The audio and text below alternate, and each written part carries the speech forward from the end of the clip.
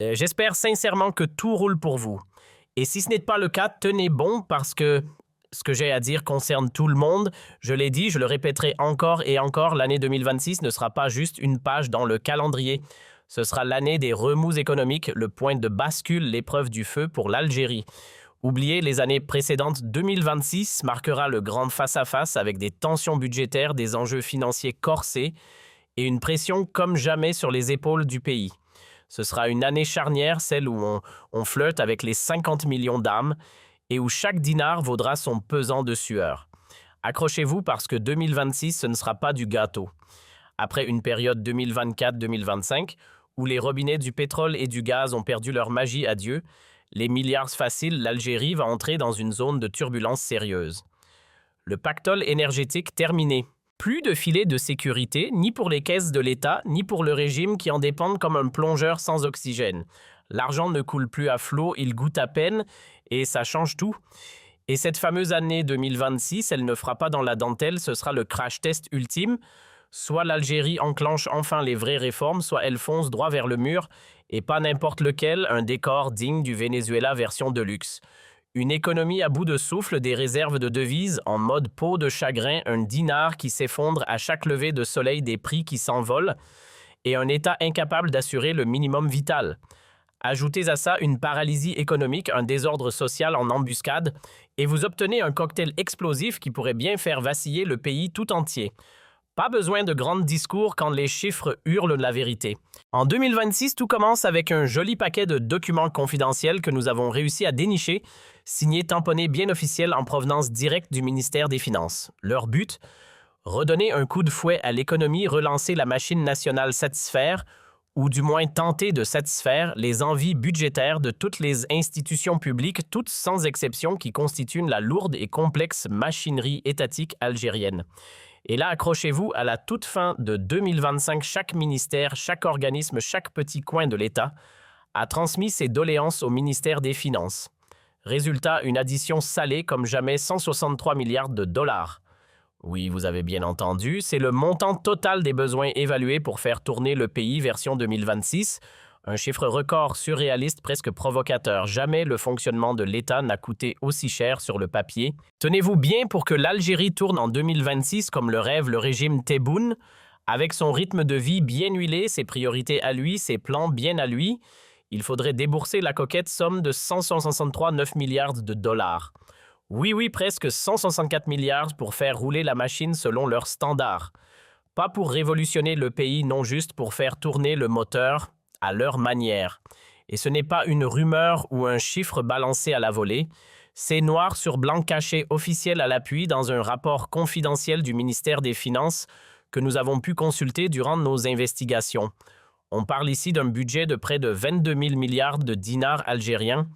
Oui, vous avez bien entendu 22 000 milliards de dinars, tout ça pour maintenir l'illusion d'un fonctionnement normal de l'État et la grosse top du ministère des Finances.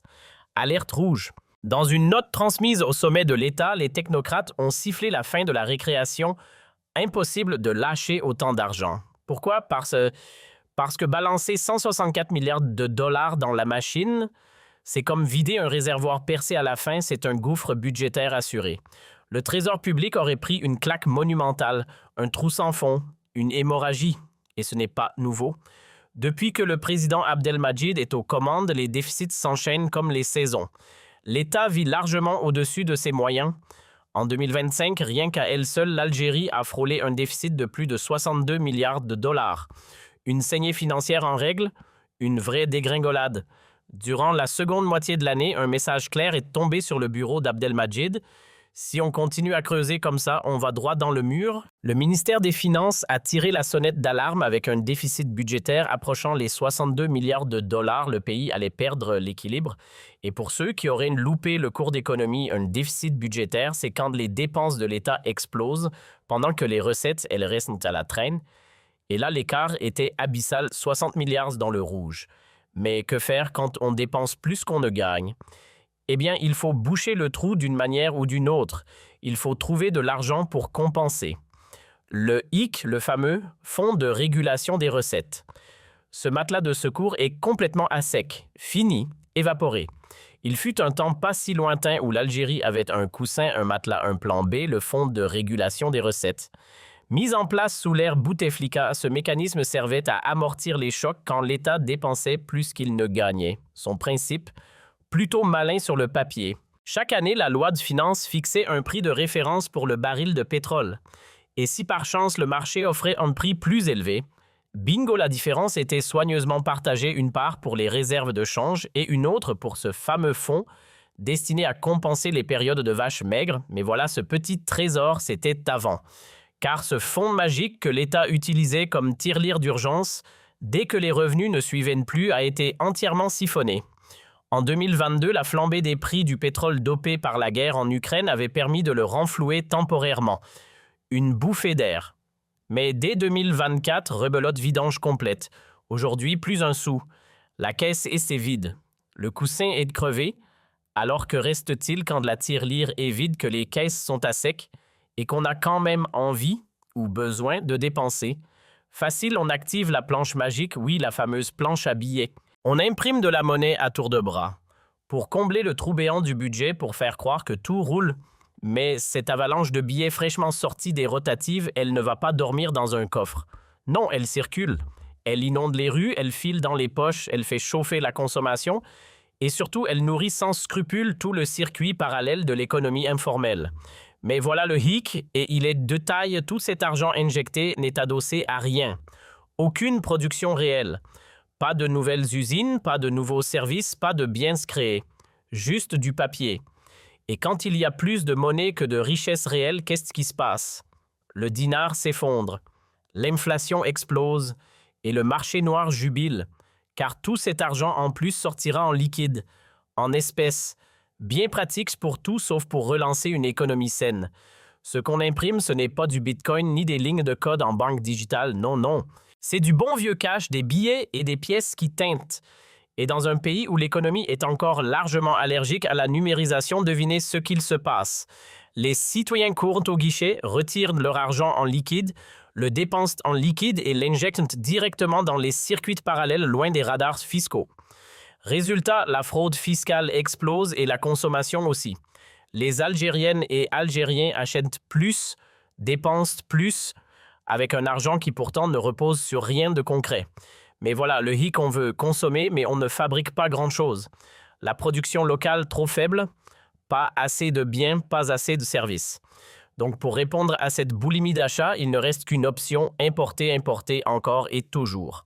Et c'est là que l'ironie frappe fort. On parle peu, voire pas du tout des déficits budgétaires au peuple. Pourquoi? Parce que la vérité dérange. Et pourtant, elle est simple, un gros déficit, c'est une monnaie qui meurt à petit feu. Moins elle vaut plus, tout coûte cher. Et devinez qui trinque le citoyen. Quand le dinar se promène un peu trop dans l'économie sans qu'en face on produise quoi que ce soit de réel, de concret, de solide, eh bien il perd sa valeur. Lentement d'abord, puis brutalement. Il devient un peu comme ces billets de Monopoly colorés sympas mais inutiles pour acheter du vrai pain. Et plus la monnaie se dévalue, plus les prix flambent. Résultat, le pouvoir d'achat des citoyens fond comme neige au soleil. Et pour combler les étals, on se tourne encore vers l'étranger. Car qui dit consommation en hausse dit besoin de produits. Et comme l'industrie locale tourne au ralenti, on n'a pas d'autre choix, on importe. Du pain aux pneus, des vêtements aux pièces mécaniques, les Algériens veulent et doivent acheter. Mais ces achats pèsent lourd sur les réserves de devises, surtout quand on les paye en dinars imprimés à la chaîne.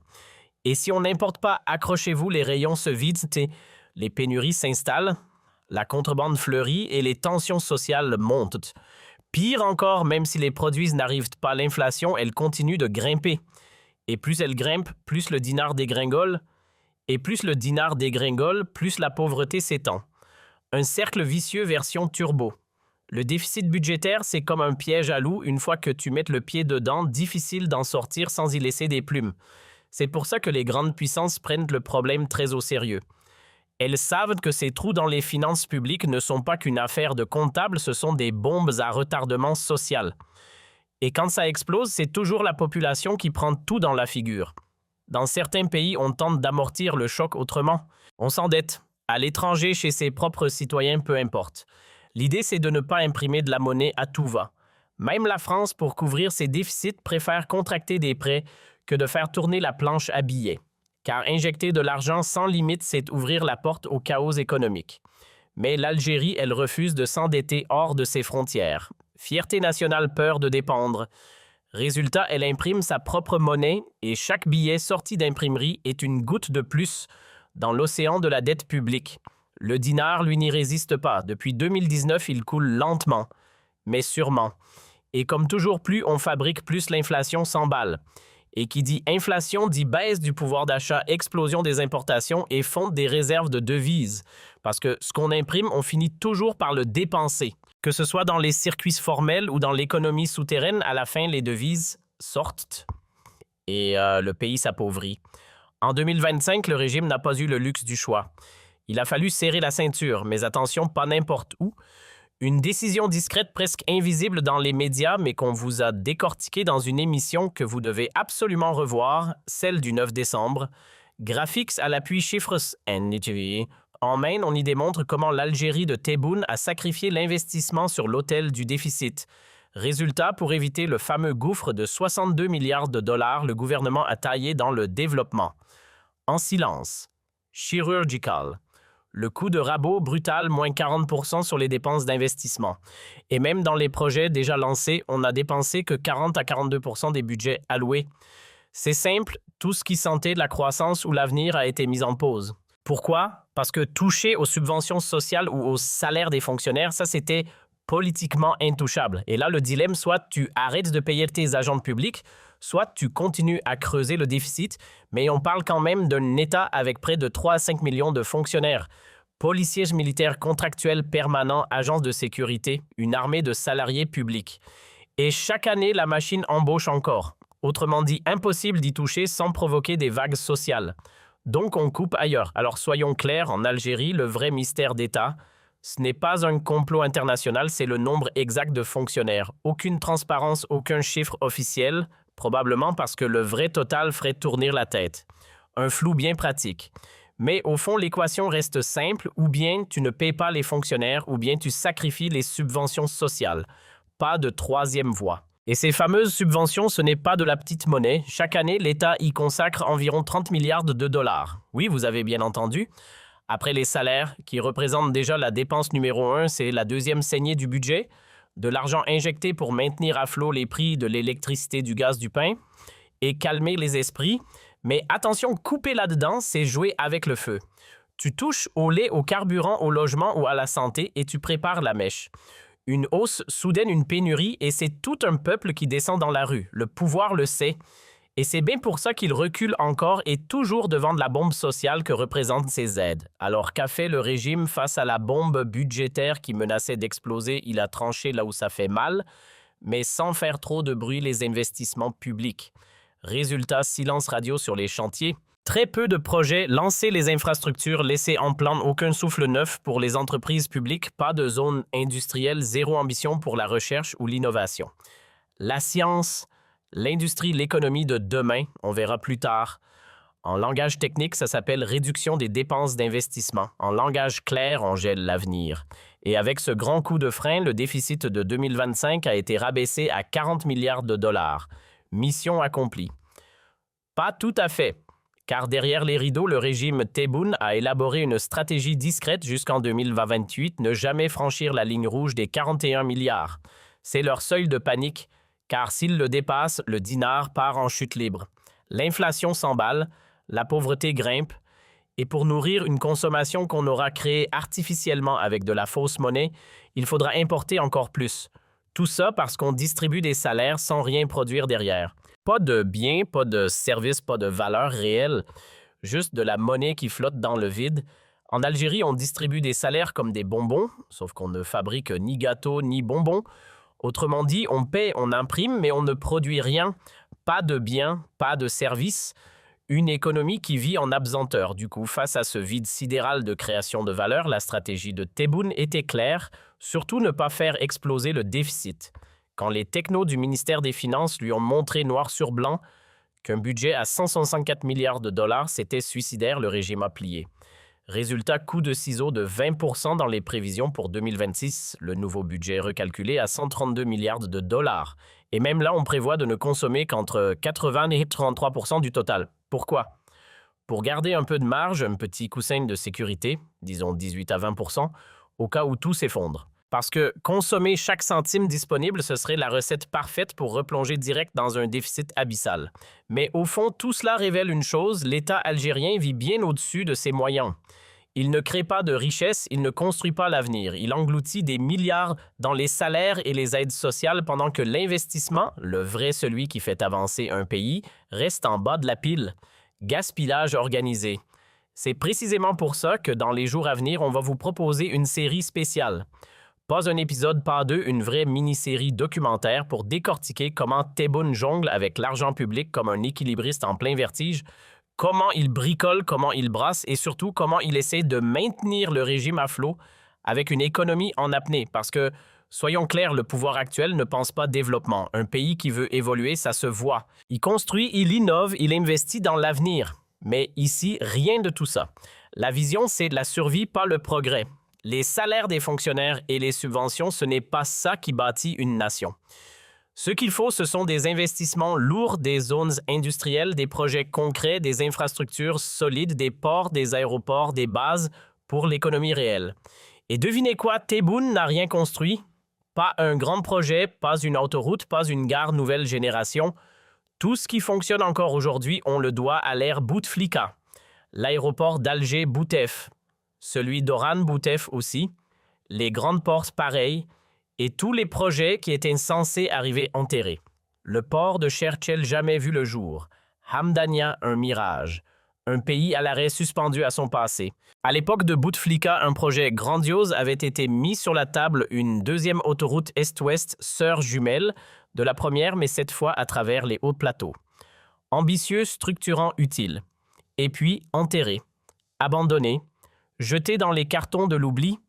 Et depuis, que propose Tebboune en échange le projet Erbilay, un train à grande vitesse qui fait plus de bruit dans les discours que dans les rails, une belle vitrine, mais zéro rentabilité. Du flambe sans retour sur investissement. Et accrochez-vous, on vous expliquera bientôt comment ce projet pourrait engloutir une fortune pour, au final, pas grand-chose. En réalité, on ne parle plus ici d'un État bâtisseur. On ne construit rien. Plus de zones industrielles, plus d'infrastructures majeures, on paye des salaires et on arrose les aides sociales. Voilà, c'est tout. Une gouvernance de survie, pas de développement. Un mode éteindre les incendies, pas allumer l'avenir. Tebboune voulait claquer 164 à 168 milliards de dollars pour faire tourner tout ça. Mais il n'en avait pas les moyens. Il a dû tailler 20% dans son propre budget. Et même avec cette coupe, il compte encore gérer les investissements. Autrement dit, simuler qu'on investit alors qu'en réalité, on alimente juste une machine qui tourne à vide. Notez bien mes mots, en 2026, ce sera du copier-coller de 2025. Le gouvernement affichera fièrement un budget d'investissement qu'il n'utilisera qu'à moitié, ou plutôt à peine 40%. Le reste planqué mis de côté, gardé en zone de sécurité pour colmater les fuites du déficit. Parce que oui, Tebboune fait face à un mur, trop de dépenses, pas assez de ressources. Et il a compris une chose, franchir la ligne rouge des 40 milliards de dollars de déficit budgétaire, c'est jouer avec la stabilité du pays. Au-delà, ça explose. Déséquilibres économiques, instabilité sociale, chute de la monnaie, le cocktail est connu. Et ce n'est pas de la théorie, c'est un scénario que les chiffres eux-mêmes annoncent. C'est pour ça qu'on insiste autant la situation financière de l'Algérie est critique fragile comme du verre. Ce n'est pas juste un problème de compte mal tenu, c'est une crise de fonds structurelle qui pourrait plonger le pays dans des turbulences si rien n'est corrigé à temps. Rien